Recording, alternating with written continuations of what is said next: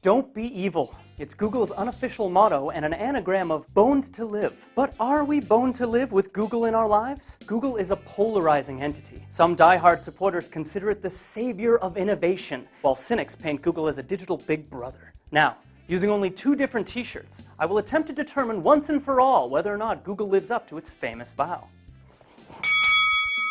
In 2011, G-Men hid about $10 billion in an offshore bank account, avoiding about $2 billion in unpaid taxes. Oh, and their CEO even bragged about it. And they did nothing illegal. You would brag about it too if you were that smart. You're aware I'm you, right? Meanwhile, Google has worked with Charity Technology Trust to bring over 30,000 different charities to the national spotlight. You're welcome. Okay, so Google has raised money for charities and pocketed tax dollars. Kinda levels out. Self-driving cars.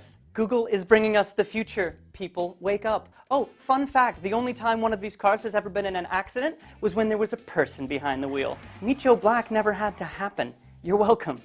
Again. And I'm sure Big Brother Buggy will store every single text message and email that I send. Were you aware that Gobble Street View cars have not so secretly been collecting every bit of data they can soak up? Oh, and the FCC, United States Justice Department, and agencies in about 10 different countries aren't happy about it. In Google's defense, most of that information came from public networks anyways. So if you don't want Google to know that you watch furry porn in the local library, that's really not their fault. You're me. You know we don't watch that shit.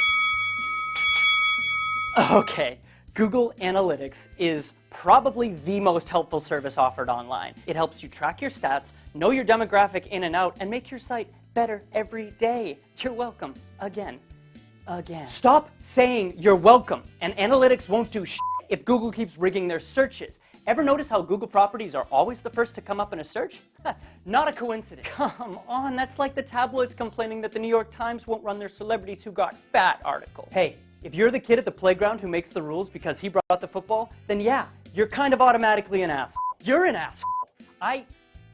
We're an asshole. And while we're talking about competition, were you aware that between October of 2010 and now, Google has acquired an average of a company a week? Stop it with the shitty puns, and you just said acquired all sinister. There's nothing sinister about acquiring. Just because something is big and successful doesn't mean it's evil. And personally, I like the stuff that Google does. Google Glass, a computer in your glasses?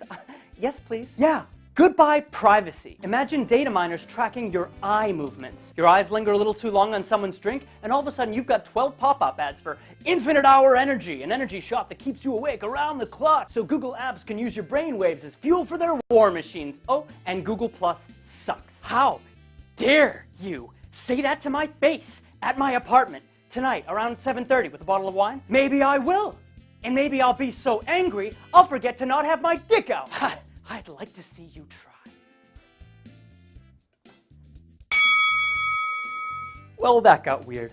So yes, Google is a normal company that does good things and bad things. And all the annoying Google lovers and haters should probably just f***ing get it over with already.